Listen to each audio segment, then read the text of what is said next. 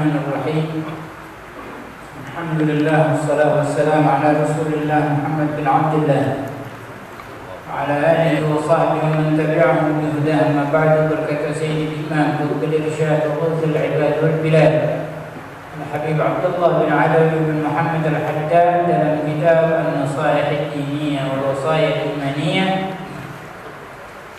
Wa min tamamil muhafazati 'ala as-salawat husnul muhafazati 'ala rawatibiha wa sunaniha allati nudiba الشارع عليه الصلاة والسلام إلى فعلها قبل الصلاة وبعدها، وذلك لأن النوافل جوابر للفرائض كما ورد. فإذا وقع في الفريضة نقص واختلال بسبب قلة خشوع أو حضور قلب أو غير ذلك كانت النوافل متممات لذلك النقصان ومصلحات لذلك الاختلال. ومن لم تكن له نافلة بقيت فريضته ناقصة وفاته الثواب العظيم الموعود به على فعل تلك النوافل.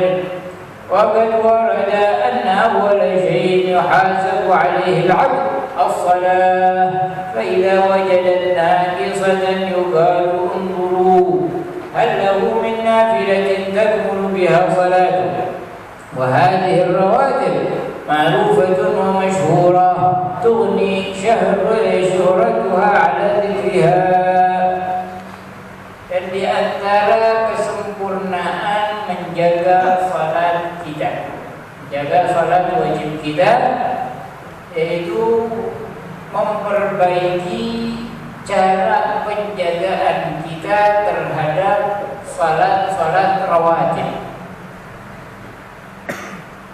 Kalau kita betul memperhatikan salat 5 waktu kita, pastinya kita akan memperhatikan salat rawatib. Nah, salat rawatib ini ada yang muakkadat, ada yang ghaira muakkadat. Ada yang perintahnya disunnahkannya dengan sangat. Itu ada 10 rakaat. Ada 5 salat atau 10 rakaat. Digabungkan oleh sahibul Zubat, Zintani qabla subhi wa dhuhri kada wa ba'dahu wa maghribun thumma al-isya. Zintani qabla subhi, 2 rakaat sebelum subuh, itu muakkadah. Ya. Dan pahalanya besar. Khairun minad dunya wa ma fiha, lebih baik daripada dunia dan seisinya. Nyari dunia sedikit aja setengah mati ya. Suruh salat 2 rakaat, dapat lebih dari apa yang kita inginkan, tapi malas. Tapi nyari duit dari pagi sampai sore, ya dapetin dikit, nggak dapetin dunia dan seisinya, kita semangat. Maka jangan lagi malas salat qabliyatus subuh walaupun sebentar. Biar lagi letih kayak gimana, kerja. Rakaatain ya. Rakaat al-fajr khairun minad dunya wa ma fiha. Intani qabla subhi wa dhuhri, juga 2 rakaat sebelum zuhur. Wa ba'dahu, dan 2 rakaat setelah zuhur. Wa maghribun, dan 2 rakaat setelah maghrib. Wal isya, wa maghribun thumma al-isya, kemudian 2 rakaat setelah isya. Jadi yang sebelum hanya subuh dan zuhur, yang sesudah zuhur, maghrib dan isya. Itu sunnah muakkadah yang tidak pernah ditinggalkan oleh Nabi sallallahu alaihi wasallam, baik beliau fil hadar ataupun fis safar, baik lagi mukim ataupun lagi bepergian, enggak pernah ditinggal. Ini salat yang 5. Adapun yang ghairu muakkadah Sebelum zuhur ditambah 2 jadi 4. Boleh dilaksanakan 2, boleh dilaksanakan 4 rakaat, 1 tahiyat boleh, 2 tahiyat boleh. 1 salam. Ya. Kemudian ba'da zuhur ditambah 2 lagi. Sama, boleh 4 rakaat langsung, 1 salam, 1 tahiyat boleh, 2 tahiyat boleh, 2 rakaat boleh. Aman? Kemudian 4 rakaat qabla al-'asr. 4 rakaat sebelum salatil 'asr. Kemudian 2 rakaat qabla al-maghrib. Kemudian setelah maghrib boleh ditambah 4 rakaat lagi jadi 6, atau yang disebutnya salatul awwabi. Karena kebanyakan mufassirin mengatakan tatajafa junubuhum 'anil madaji' adalah ihya ma bainal maghrib wal isya, menghidupkan antara maghrib dan isya. Kemudian 2 rakaat tambah lagi 2 rakaat 4 rakaat sebelum isya. Ya, 4 rakaat, 2 rakaat boleh. 4 rakaat boleh, 2 boleh. Ya. Langsung juga boleh. Dan tambah lagi 2 rakaat ba'dal isya jadi 4. Itu rawatib ghaira muakkadah. Paham? Jadi kalau misalnya dalam perjalanan atau lagi letih, jangan tinggalin yang muakkadah. Ya, yang 5 tadi. Kalau misalnya lagi semangat, ya kerjain semua. Wa sunanu allati nudiba syari' alaih, dan juga kita perhatikan sunnah-sunnah di dalam salat. Ya, baik di dalam salat, sebelum salat, setelah salat. Perhatikan itu sunnah-sunnah yang berkaitan dengan salat. Sunnah-sunnah sebelum salat seperti azan, iqamah, qabliyah, ya, as-siwak, taswiyatus sufuf, merapatkan shaf. Sama, itu sunnah-sunnah qabla salat, dan banyak lagi. Di dalam salat, hadis wala haraj, ya, banyak banget sunnah di dalam salat. Bahkan dalam takbir saja, dalam mengangkat takbiratul ihram mencapai sampai 20 sunnah. Saat mengangkat tangannya doang, di luar takbirnya. Nah, makanya kalau ada orang yang bilang bahwa amalnya ulama jauh lebih hebat daripada amalnya orang awam, begitu. Ulama tahu sunnah. Salatnya bareng, pahalanya beda. Ya, sujudnya aja beda. Sama, karena mereka mengenal sunnah. Makanya kita belajar, perhatikan. Ya, perhatikan sunnah-sunnah as-salat. Jangan belajar cuma pengen apa? Fudul. Ya, fudul itu kepo. Kepo itu al-fudul qatala al-ajuz. Gara-gara kepo nenek-nenek mati. Tahu kan? Jangan di 2020 gara-gara kepo anak muda mati. Ya. Jadi dulu ada orang gali sumur, nenek-nenek kepo, ada apaan sih? Ada apa? Kepleset nyemplung. Gara-gara sama. Dan yang mana telah disunnahkan oleh sang pembawa syariat baginda besar Nabi sallallahu alaihi wasallam untuk dikerjakan sebelum salat dan setelah salat. Sunnah ba'da salat banyak. Di antaranya azkar. Ya, baca Allahumma antas salam, baca istighfar, baca la ilaha illallah la syarika lah, dan seterusnya. Yang seperti umum diamalkan di masjid-masjid di Indonesia. Ada minas sunnah yang tidak ditinggalkan oleh baginda besar Nabi sallallahu alaihi wasallam. Andai kata ada yang bilang zikir itu bid'ah, dirinya yang bid'ah, ya, bukan zikir.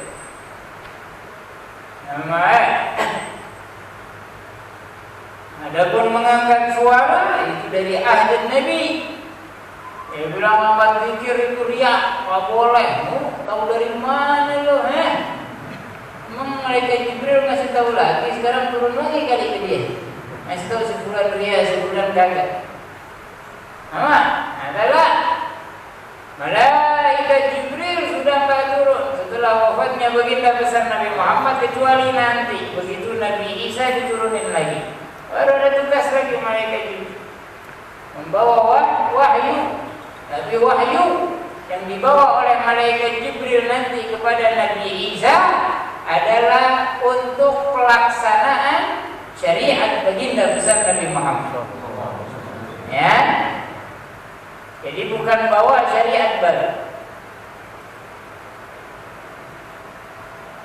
Adapun zikir ba'da shalah dengan mengangkat suara itu terjadi di zaman Nabi sallallahu alaihi wasallam sebagaimana yang diriwayatkan oleh Sayyidina Abbas dalam Sahih Bukhari. Dan juga secara logika saja, andai kata nggak ada hadis Sayyidina Abbas, secara logika sahabat bilang karena Nabi sallallahu alaihi wasallam idza taha min salati istaghfara thalathan. Nabi sallallahu alaihi wasallam dulu setiap selesai salat istighfar 3 kali. Tahunya dari mana ke sahabat kalau Nabi kagak mengangkat suaranya? Ya. Berarti Nabi mengangkat suara apa? Untuk mengajarkan umatnya. Maka dari itu Imam Syafi'i mengatakan sunnah mengangkat suara fi maqamit ta'lim. Sunnah mengangkat suara saat berzikir untuk mengajari. Baik idza ta'allamu, kalau mereka sudah pada bisa, sunnahnya dipelani. Nah, tapi kalau di negeri kita ini kan banyakkan orang awam. Biar kata kenceng dari sejak lahir, ya. Dari sejak lahir di masjid, sampai kakek-kakek disuruh pimpin wirid takut, belum hafal banget gue. Karena kagak ada ihtimam, kagak perhatian, bukan karena bodoh, bukan. Karena kurang perhatian. Kalau dia perhatian, bisa. Kita udah berapa kali hadir tahlil? Berapa kali hadir tahlil? Sering ya? Kalau dulu masih kecil nyari siapa lagi ya ada tahlilan ya. Sama. Tapi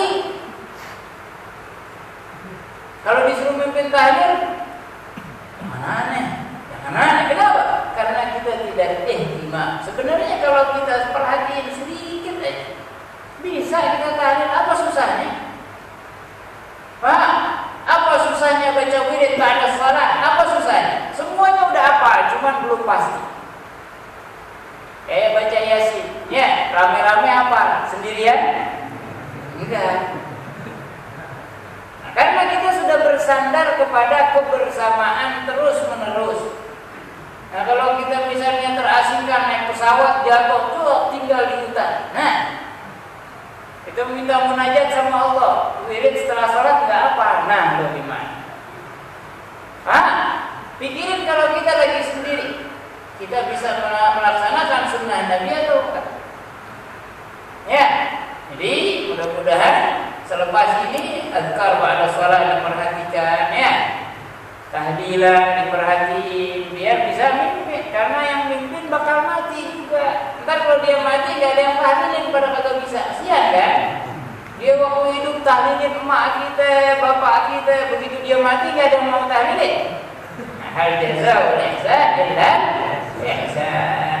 Balasan kebaikan hanya kebaikan. Baik.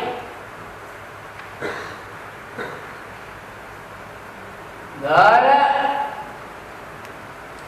wadhalika li'anna an-nawafil, karena sunnah-sunnah itu adalah penambal fardu.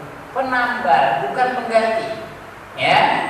Yang orang mengatakan penambal fardu berarti kalau dulu punya qadha kan ditambal sama sunnah tuh. Enggak. Sunnah bukan mengganti fardu, penambal. Ya. Contohnya mobil nggak punya ban, adanya tambelannya doang, bisa jalan nggak? Tapi kalau dia punya ban, terus bocor, ditambel, bisa jalan nggak? Sunnah itu tambelannya, salat fardunya bannya. Jangan bilang pengganti fardu, tapi penambah. Dia hanya pelengkap. Mungkin kata Imam Haddad, saat salat kita kurang khusyuk, ya.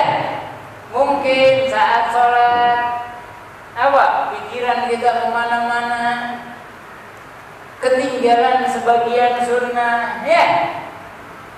Kekurangan-kekurangan yang dalam salat fardu selagi tidak membatalkan salat, maka tertambal dengan sunnah. Bahkan dalam hadis Nabi Shallallahu Alaihi Wasallam, bagaimana diriwayatkan bahwasannya yang pertama dihisab kelak di yaumil qiyamah atas seorang hamba adalah salat. Jika salatnya hancur, semua amalnya itu. Jika salatnya baik, diterima sama Allah semua amal saleh. Kalau salatnya kurang, ya salat cuma kurang banget, maka Allah memerintahkan para malaikatnya untuk mengecek dia mengerjakan sunnah apa enggak. Kalau dia ngerjain sunnah, tambal tuh yang bolong-bolong. Ya, kekurangan dalam salatnya, bukan pengganti salat. Ya, kemudian kalau dia enggak ngerjain sunnah, maka salat yang kurang tadi tetap kurang. Kalau misalnya dia mengerjakan sunnah, maka salat fardu yang kurang tadi menjadi sempurna. Dan kita tahu diri kita masing-masing, salat mungkin gak pernah 100% khusyuk ya. Khusyuknya palingan dalam baca Fatihah, begitu baca surat udah hilang. Ntar balik lagi khusyuk saat ruku, begitu tidak lupa lagi.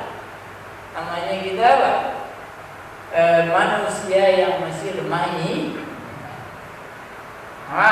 Intinya alhamdulillah khusyuk itu bukan rukun salat, kecuali menurut Imam Al-Ghazali. Menurut Imam Al-Ghazali khusyuk itu syaratnya salat, yang enggak khusyuk salatnya enggak sah. Berat ya. Ada mu'tamad bahwa khusyuk itu ruh salat. Ini ada golek Imam Hasan Al-Basri, alias jasad tanpa ruh nggak ada artinya. Salat tanpa khusyuk nggak ada artinya.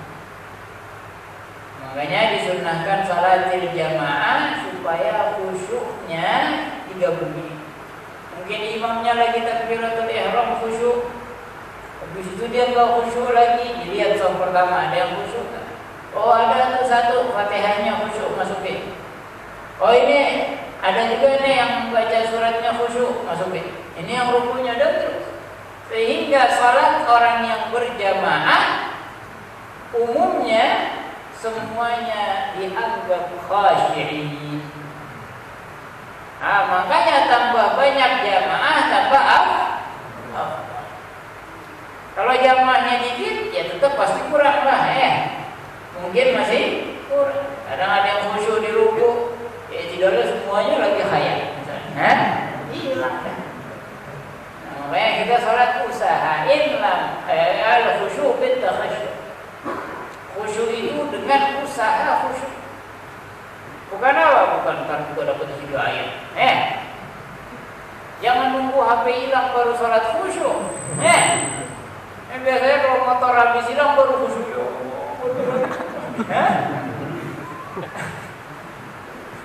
Jangan nunggu barang hilang baru.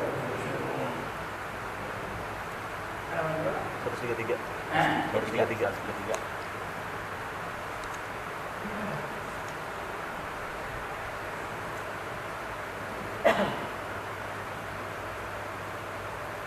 Dan salat rawatib rawatib itu kata Imam Haddad udah pada tahu dah ya, udah masyhur.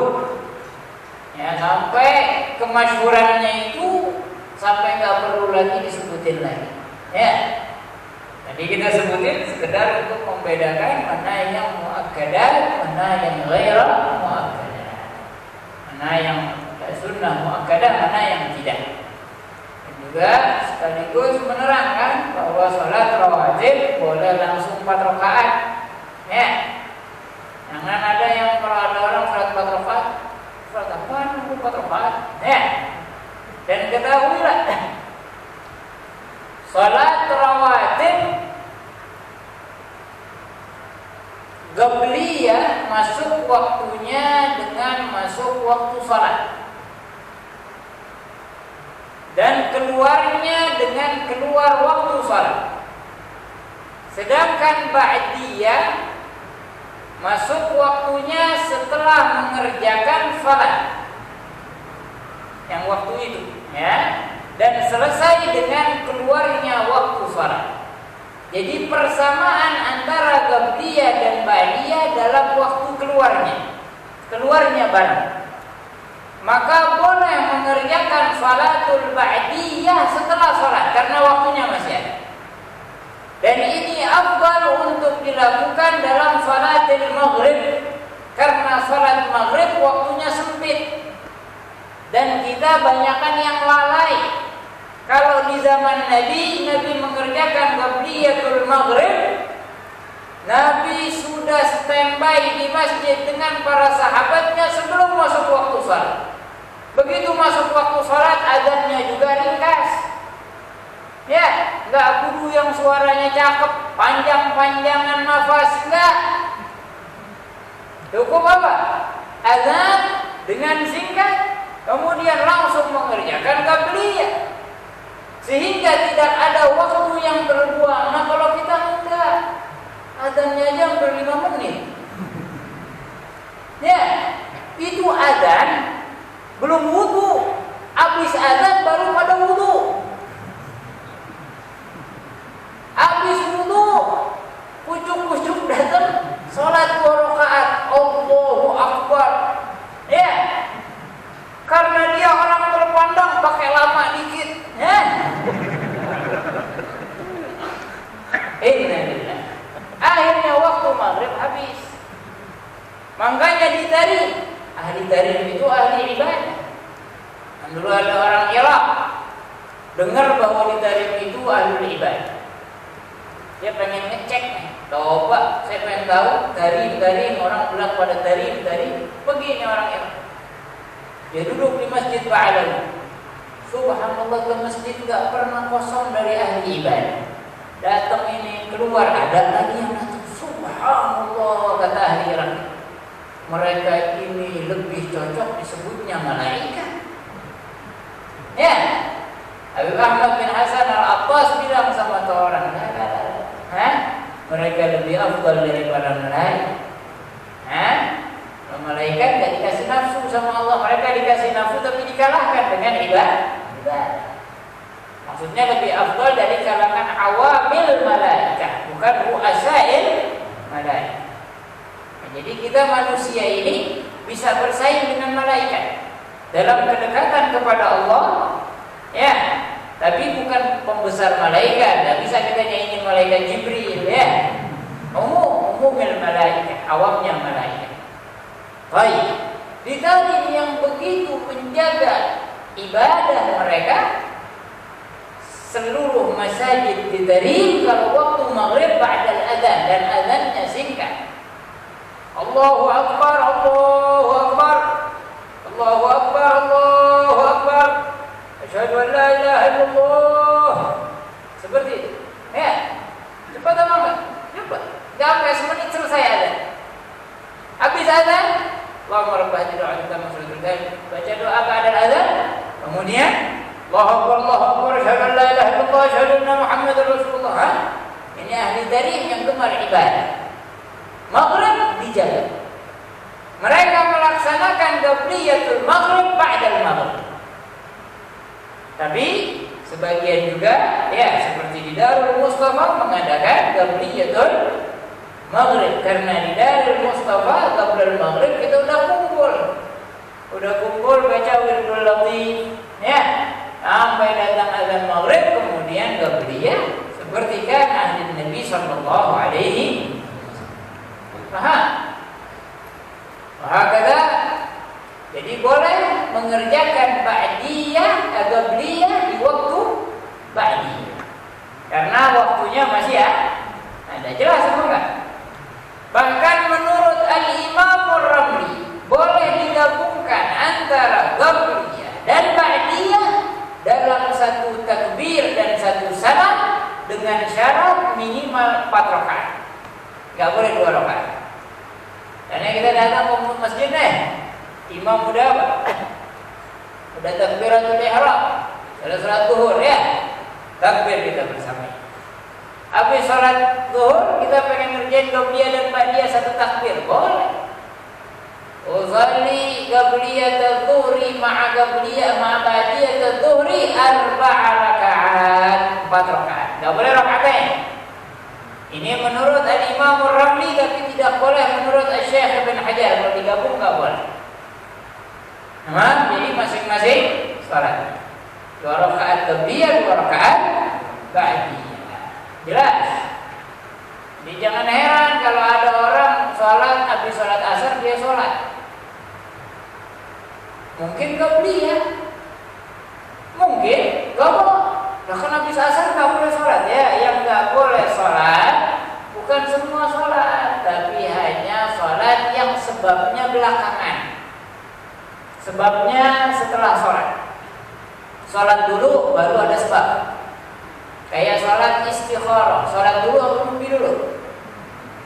Salat dulu baru salat hajat. Salat dulu apa dapat hajat dulu baru salat? Salat dulu baru dapat hajat. Itu yang diharamkan dalam syariat. Tapi kalau yang sebabnya duluan, ya masuk waktu dulu baru salat qabliyah. Gak boleh qabliyah dulu baru masuk waktu. Ya, jadi ini sebabnya duluan. Atau yang sebabnya barengan. Kayak apa? Kayak gerhana. Begitu masuk apa? Terjadi gerhana, di saat itu juga terjadi masuknya waktu salat sunnah gerhana. Paham? Itu juga gak apa-apa. Makanya kadang-kadang gerhana matahari asar ya. Gimana? Gak usah salat, tetap sunnah karena sebabnya barengan. Nah, tapi kalau misalnya tapi baiknya jangan salat di setelah asar kalau itu bukan darurat. Itu sekedar sunnah dan bukan darurat.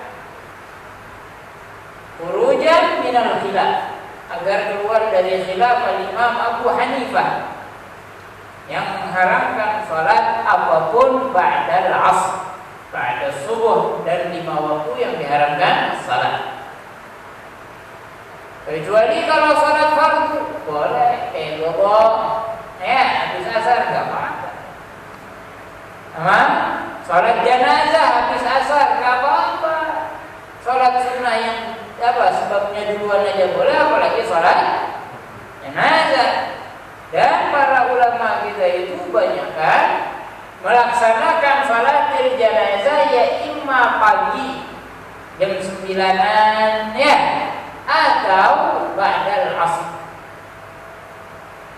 Kenapa? Karena waktu itu waktu yang lumayan lenggang ya, sehingga proses penguburan bisa nyaman, nggak keburu-buru, dan matahari juga belum terlalu panas, jam 9-an ya. Asar juga demikian. Dan di tarikh umumnya melaksanakan salat jenazah ba'dal asr. Khususnya jika yang meninggal kubar, orang-orang besar, salatnya ba'dal asr. Kenapa? Kalau yang kita sering dengar, man shalla 'alal maghfur ghufira lah. Siapa orang yang nyolatin orang yang diampunin dosanya, maka yang nyolatin juga diampuni. Ya. Nabi Al-Habib Idrus bin Umar Al-Habsyi musnidud dunia di zamannya. Beda musnid sama muhaddits. Kalau muhaddits hafal sekian ribu hadis. Ya, kalau musnid menghafal ribuan hadis dengan sanadnya. Haddatsani fulan sampai nanti. Apa? Beliau ini mengatakan man shalla 'alal maghfur man shalla 'alaihi al-maghfur ghufira lahu. Dalam hadis, siapa orang yang disolati oleh orang-orang yang diampuni dosanya oleh Allah, maka orang yang disolati itu jenazah diampuni dosanya sama Allah. Dan orang habis sholat asar itu dosanya diampuni, dia butuh aja dosanya rontok. Dari sholat ke sholat penghapus dosa. Ya, makanya kalau ada jenazah habis asar, sholatin jenazah dulu baru sholat asar. Pak boleh, kan ada tuh orang awam suka berteka. Ya, belajar kagak apa kagak, tekanya aja di depan. Ya, belajar dulu. Jangan dikira bahwa agama itu seenak otaknya kita. Kita ini gak ditugaskan mengatur agama, tapi agamalah yang mengatur kita. Paham? Jadi kerjakan salat jenazah walaupun ba'dal asar, karena lama tidak ada larangan, dan itu membabil afdaliyah juga masuk, ya. Makanya pentingnya belajar itu demikian supaya kita tak salah paham. Wallahu ta'ala a'lam bissawab.